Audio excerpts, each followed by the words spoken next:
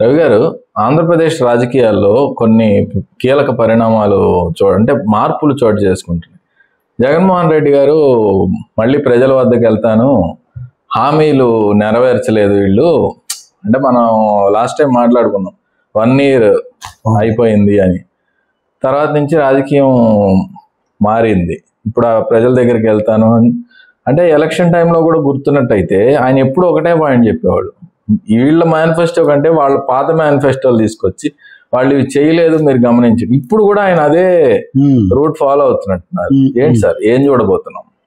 అంటే 2 అంశాలు. ఒకటేమో సత్యనపల్లి పర్యటనలో సింగయ్య ఆయన మృతి జరిగింది, చనిపోయే ప్రమాదంలో ఈయన కారు కింద నుంచని ఈయన కారు సీజ్ చేసి ఈయన్ను A2గా చేర్చి ఇదంతా జరిగింది. మనం గతసారి చర్చించాం. సో ఇదిగో అరెస్ట్ అయ్యాడు, అదిగా అయ్యాడు, యావజ్జీవ ఖైదు కూడా రావచ్చు, ఇట్లాంటివన్నీ కథనాలు జరుగుతుండగా జగన్ వాటి మీద ఏం మాట్లాడకుండా తన తాడేపల్లి నివాసం కార్యాలయంలో వైసీపీ కీలక నాయకులందరినీ పిలిచి అక్కడ మాట్లాడడం మొదలుపెట్టారు. అక్కడ మాట్లాడినప్పుడు ఆయన ఏంటంటే, మనం ప్రజల దగ్గరికి వెళ్దాం, రీకాల్ ది మేనిఫెస్టో. ఓకే, తల్లికి వందనం, అమ్మకు వందనము, లేకపోతే అన్నదాత సుఖీభవ, ఏ పథకం వీళ్ళు పూర్తిగా అమలు చేయలేదు. ఇచ్చిన వాటిలో కూడా ఇన్ని 100 కోట్లు ఇంకా ఇవ్వాలి, ఇవ్వని అసలు ఇవ్వలేదు. మనమేమో ఎన్నికలైన మరుసటి రోజు నుంచి బటన్ నొక్కి అవన్నీ అమలు జరపడానికి మనం ప్రయత్నిస్తే, వీళ్ళు ప్రతిదానికి మేనమేషాలు లెక్క పెట్టి అప్పటికి కూడా పాక్షికంగా ఇచ్చి కొన్నేమో అసలు అమలు జరపడం లేదు. కాబట్టి వాగ్దానాలు వమ్ము చేశారు. ఏడాదికి హనీమూన్ పీరియడ్ అయిపోయింది. హనీమూన్ పీరియడ్ అయిపోయింది కాబట్టి మనం ఇంకా పూర్తి స్థాయిలో ప్రజల్లోకి వెళ్ళి సమీకరించి ఎదుర్కోవాలి అని వాళ్ళకు ఒక పిలుపు ఆయన ఇచ్చాడు. వాళ్ళందరూ కూడా ఆ మేరకు వాళ్ళు సిద్ధమైపోయారు. రెండవది, నా మీద కేసులు ఎందుకు పెడుతున్నారంటే, నేను ప్రజల్లోకి వెళ్తుంటే నాకు బాగా ఆదరణ వస్తుంది కాబట్టి, నేను రైతులకు ధరల కోసమో ఇంకోటి అడుగుతున్నాను, నిలదీస్తున్నాను కాబట్టి నా మీద కేసులు పెడుతున్నారనే ఒక నెరేటివ్ కూడా ఆయన ముందుకు తీసుకొచ్చారు. ప్రజల్లోకి రావడం నిజంగా ప్రతి చోట ఇంతమంది కాకూడదు, ఇంతమందే ఉండాలి ఇలా చెప్పడం, దీన్ని ఆయన హైలైట్ చేశారు. సో ఈ నేపథ్యంలో మీరు సైమల్టేనియస్గా చూస్తే వార్షికోత్సవం జరిపిన ప్రభుత్వం తరఫున లోకేష్ కూడా, చంద్రబాబు ఏమో పవర్ పాయింట్ ప్రజెంటేషన్ ఇచ్చాడు, లోకేష్ ఏమో మాట్లాడుతూ ఎవరికి భయపడద్దు, మన వాగ్దానాలు ఎంత బ్రహ్మాండంగా అమలు చేసామో మీరు ప్రజల్లోకి వెళ్ళి చూడండి అని. ఇప్పుడు ఏమైందంటే ఏపీ సినేరియో ఇప్పటివరకు ఒకరిని తిట్టుకోవడం, కేసులు అచ్చం దీని చుట్టూ తిరుగుతూ వచ్చింది కదా. వాళ్ళదేమో రప్ప, వీళ్ళదేమో రెడ్ బుక్. గత వారం ఒకసారిగా ఇద్దరు వాగ్దానాలు ప్రణాళికలు అమలు కాలేదు, అమలు అయ్యాయి, దీని మీద ప్రజల్లోకి వెళ్ళాలి అని ఒక నిర్ణయం తీసుకున్నారే.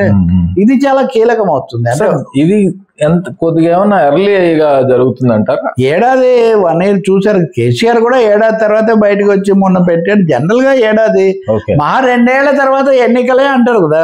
ఇప్పుడున్న పొలిటికల్ అట్మాస్ఫియర్ లో 2 ఏళ్ల తర్వాత రాజకీయ పార్టీలు పూర్తి స్థాయిలో ఎన్నికలు, అభ్యర్థులు దీనికి ఇదవుతారు. మీరు గుర్తు చేసుకుంటే జగన్ కూడా చెప్తుండేవాడు ఇంటింటికి అని, ఇంటింటికి జగన్ అని, ఆ జగన్ అన్న నువ్వే మా స్టిక్కర్లు కూడా అంటించారు.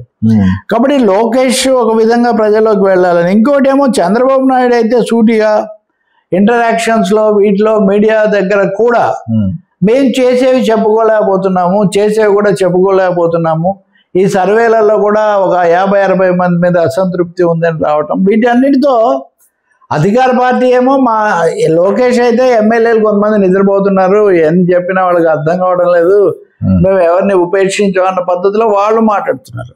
సో ఇటు నుంచి ఇరువైపుల నుంచి కూడా బ్యాక్ టు ది పీపుల్ అనే ఒక మెసేజ్ వచ్చినట్టుగా ఉంది. ఇది ముఖ్యంగా జగన్ అన్నిటికంటే ప్రజల్లో ఉంటేనే నాకు రక్షణ, కాబట్టి ప్రజల దగ్గరికి వెళ్ళి ఇవన్నీ చెప్పాలి. దీనికోసం QR కోడ్ అది నొక్కితే అన్ని వివరాలు రావటం, మీ ఊర్లో మీ ఇంట్లో ఇంతమందికి ఇంత రావాలి, ఇంత వస్తుందా లేదా, అంటే ఇన్ని రోజులు నేను నొక్కానని ఇప్పుడు వాళ్ళు నొక్కి తెలుసుకోవాలి, వాళ్ళు అట్లా పెడుతున్నాడు. సో అదొక ముఖ్యమైన పరిణామం. నిజంగా అయితే సిపిఎం వాళ్ళు, లేదా కాంగ్రెస్ షర్మిల, లేదా ఇతర పార్టీలు సిపిఐ రామకృష్ణ వాళ్ళు కూడా వాగ్దానాల అమలు అనేది జరగలేదు, పాక్షికంగానే జరిగింది. ఇంకా విశాఖ ఉక్కు ఇట్లాంటి సమస్యలు కూడా అలాగే ఉన్నాయి, ఈ విమర్శలన్నీ ఉన్నాయి. ఇది ఒకందుకు మంచిదే. అంటే దూషణలు లేకపోతే కేసులు కొట్టుకోవడాల కంటే వాగ్దానాలు ప్రజలకు జరగాల్సినవి దాని మీద ఫోకస్ పెడితే మనం స్వాగతించాలి. జగన్ కా వరవడి కూడా ఉంది కదా, ఓదార్పు యాత్ర నుంచి నవరత్నాలు, ఆయన ఎప్పుడు జనంలో పడడం అది అలవాటు. సో అదే ఎక్కువ జరుగుతుందేమో. అరెస్టు అయితే అరెస్ట్ తప్పించుకోవడానికి ఇవన్నీ చేస్తున్నాడని వీళ్ళు అన్నారు. ఇప్పుడు అరెస్ట్ అనే అంశానికి వస్తే హైకోర్టులో కేసు, సింగయ్య చనిపోయినప్పుడు బిఎన్ఎస్ భారత న్యాయ సంహిత 106 కింద నా మీద కేసు పెట్టారు. అదేంటి అంటే నిర్లక్ష్యం వల్ల మృతికి కారణం కావటం. కానీ ఇప్పుడు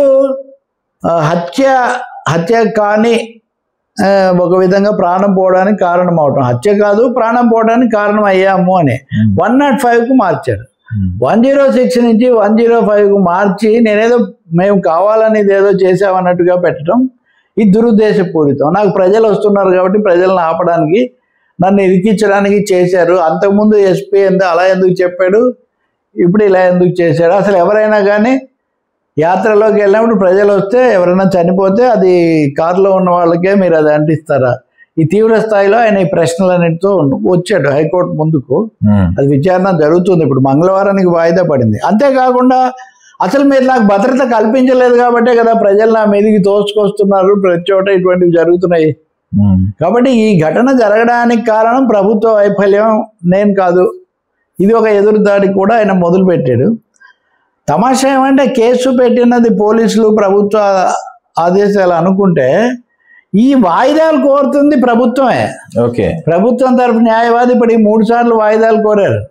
అంటే యావజ్జీవ ఖైదు పడుతుంది, ఇదిగో అయిపోయింది అదిగో అయిపోయింది అన్న ప్రభుత్వం తరఫున బలమైన వాదనలు అక్కడ ఎందుకు వినిపించలేదు అనే ఒక సందేహం ఎవరికైనా కలుగుతుంది. ఫైనల్ గా ఈ రోజు అంటే స్టేట్ తరఫున వాదించే అడ్వకేట్ జనరల్ ఉంటాడు కదా, అడ్వకేట్ జనరల్, ఈయన ఇది వరకు కూడా ఉన్న ఆయన, కొత్త వాదించిన ఆయనే.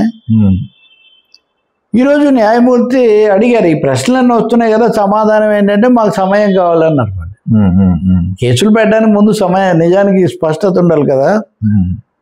అప్పుడు జగన్ తరపు న్యాయవాదులేమో రోజు మమ్మల్ని సతాయిస్తున్నారు, అరెస్ట్ అది ఇదని, కాబట్టి మాకు రక్షణ కల్పించాలి, మీరు నిర్ణయం చేసేవారికని వాళ్ళు అడిగారు. అప్పుడు అడ్వకేట్ జనరల్ ఏమన్నాడంటే, మీరు కేసు వేసింది క్వాష్ పిటిషన్ కదా, కేసును మొత్తంగా కొట్టేయమని అడుగుతున్నారు, మీరు బెయిల్ కోసము లేకపోతే ముందస్తు బెయిల్ కోసం మీరు కేసు వేయలేదు, మీరు అసలు అడగని దాన్ని కోర్టు ఎలా ఇస్తుంది, ఇవ్వకూడదని వీళ్ళు వాదించారు. ఇది ఎప్పుడు టెక్నికల్. ఇది కోర్టు ఏం చేసిందంటే 2 చేసింది. ఒకటి, మీ పూర్తి వాదనలు అంటే ప్రభుత్వం తరఫు మంగళవారం నాటికి వినిపించండి, అది ఒక విషయం. ఇంకొకటి ఏమో ఈ లోపల ఆయన మీద ఏం చర్యలు తీసుకోకండి, అరెస్ట్ ఇట్లాంటివి మీరు తీసుకోకండి అని. మంగళవారం అంటే ఈరోజు గురువారం కదా, దాదాపు ఒక వారం రోజులు. మామూలుగానే హైకోర్టు లాంటి ఉన్నత న్యాయస్థానం కేసు విచారిస్తుంటే పోలీసులు తొందరపడి ఒక అరెస్ట్ చేయడం లాంటివి చెయ్యరు. కానీ ఇప్పుడు స్పెసిఫిక్గా రిలీఫ్ కూడా ఇచ్చారు కాబట్టి ప్రస్తుతానికైతే వైసీపీ వాళ్ళ కేసు ఫలించినట్టు. ఇంకా తర్వాత కూడా వీళ్ళ సమాధానం వాళ్ళ సమాధానం, వాదోపవాదాలు ఇవన్నీ చాలా రోజులు జరుగుతాయి కదా. ఆ తర్వాత సుప్రీంకోర్టు కూడా ఉంటుంది కదా. కాబట్టి ఇంకా అయిపోయింది యావజ్జీవం, ఇంకా వీళ్ళ కార్యకలాపాలు ఆగిపోతాయి. ఈ స్థాయిలో అయితే ఉండేటట్టు కనిపించడం లేదు. ఇంకా దర్యాప్తు క్రమంలో ఏమేమి సత్యాలు బయటకు వస్తాయి, విచారణలో న్యాయమూర్తులు అడిగేవి ఎలా దారితీస్తే అవన్నీ మనం చూడాల్సి ఉంటుంది.